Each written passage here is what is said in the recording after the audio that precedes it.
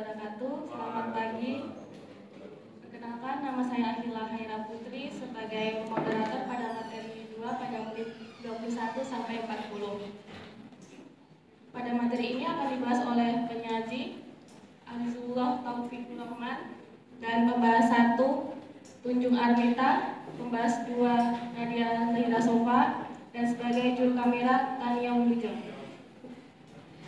Kepada penyaji Azizullah dipersilakan untuk maju ke depan.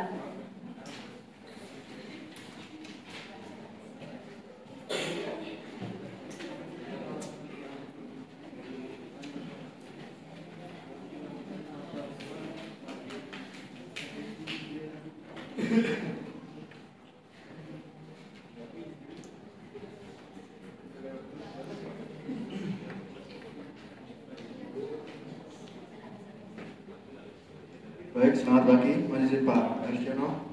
Di sini saya akan menyampaikan materi kedua, yaitu menit ke-21 sampai dengan menit ke-40. Jadi di sini poin yang akan saya sampaikan yaitu yang pertama, penyelesaian konflik yang terjadi di masyarakat antara masyarakat itu sendiri dengan pemerintah, yaitu dengan redistribusi tanah. Yang kedua, Perpres 86, itu salah satunya adalah tanah HGU yang sudah berakhir. Ya, salah satunya lagi adalah tanah hasil penyelesaian sengketa tersebut. Yang ketiga, jaminan pemerintah yang akan membangun infrastruktur baru apabila menemukan warga yang belum mendapatkan hak miliknya. Selanjutnya yaitu jaminan masyarakat yang akan didapat atas tanah HGU sebesar 70% dan juga pemerintah sebesar 30%. Yang kelima, masyarakat dan pemerintah tersebut telah melakukan resolusi konflik atau penyelesaian dengan rapat audensi. Sekian beberapa poin yang saya sampaikan. Selanjutnya saya silakan kepada moderator. Terima kasih kepada penyaji yang kedua. Selanjutnya kepada pembahas 1 dipersilakan untuk maju ke depan.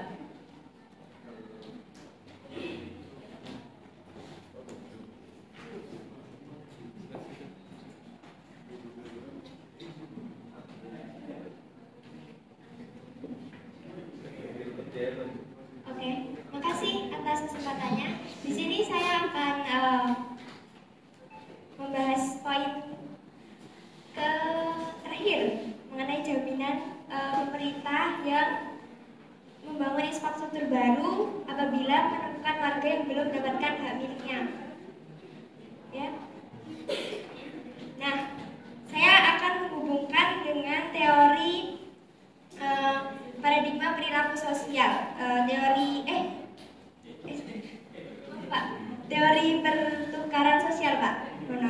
Dengan substansi yang pertama itu ada suatu tindakan dilakukan bila mendapatkan reward atau benefit. Terus yang kedua, suatu tindakan tidak akan dilakukan bila memperoleh punishment. Terus yang ketiga itu ada pertukaran tindakan terjadi saat multi pihak melakukan interaksi. Lalu yang terakhir itu ada keberlanjutan tindakan akan terjadi bila memberi reward atau benefit pada multi pihak.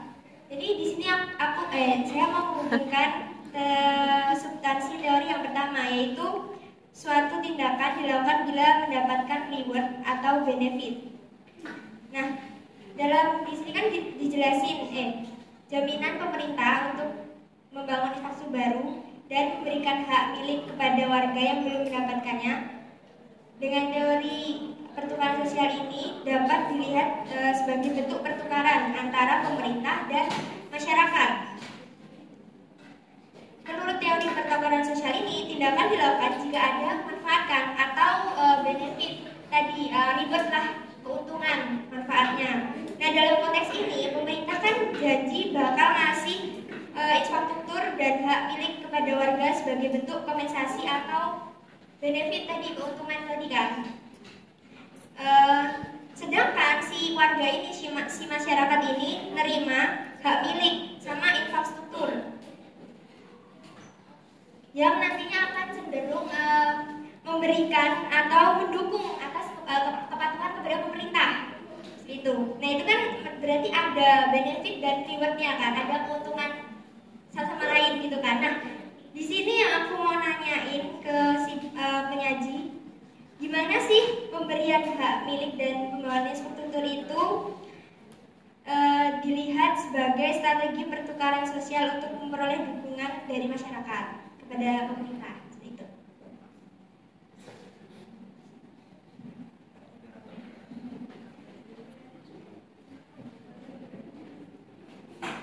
Terima kasih kepada pembahas 1 Tunjung Arminta.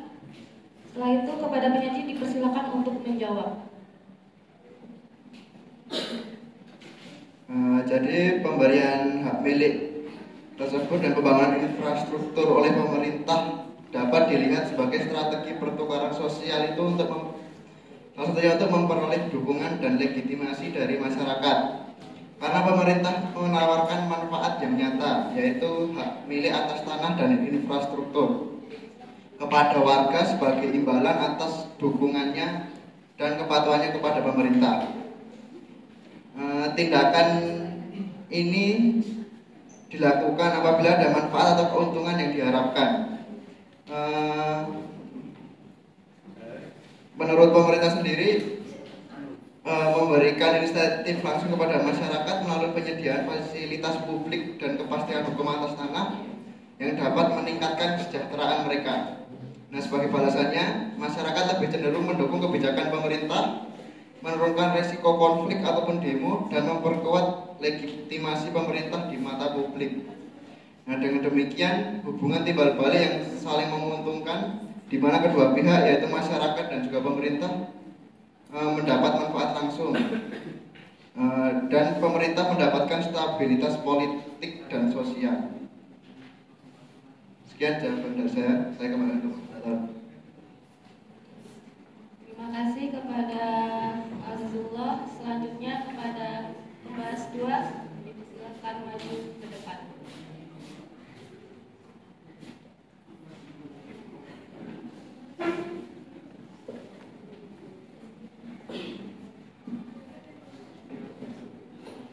Terima kasih kepada moderator telah memberikan kesempatan kepada saya untuk membahas poin-poin dari penyaji. Saya memilih poin nomor 1 dari penyaji, yaitu dikatakan bahwa penyelesaian konflik dengan redistribusi tanah Perpres nomor 86.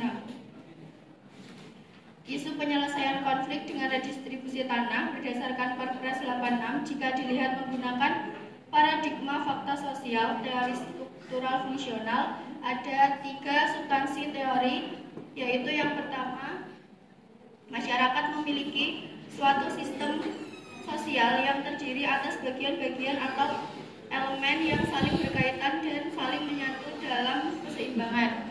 Yang kedua, perubahan yang terjadi pada satu bagian akan membawa perubahan pula terhadap bagian yang lain.